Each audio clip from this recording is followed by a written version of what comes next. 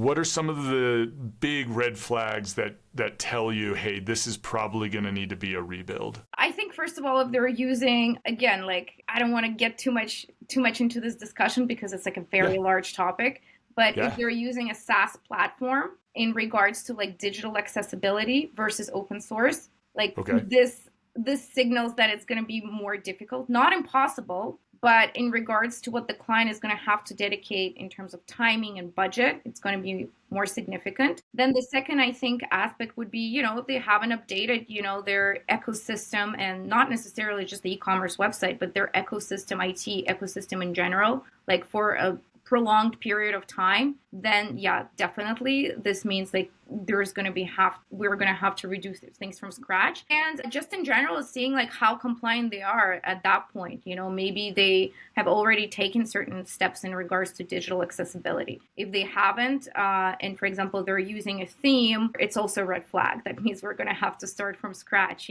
So it's a very like case by case basis, but it's honestly, I'm not going to hide it because it's quite tough. A lot of clients are still in this retrospect kind of like, okay, well, we'll see if we get fined, kind of like YOLO. We'll see if, we'll get impacted and then we'll think about it. Because, saying to a client, hey, this regulation is coming into force and you're going to have to fork out and like redo your whole like e-commerce platform. A lot of them are like, no, like we're just not ready. So and we try to like make concessions and kind of like maybe like not necessarily redo like the whole block, like redo like the most important pages, for example, kind of work with them and see how this can be done.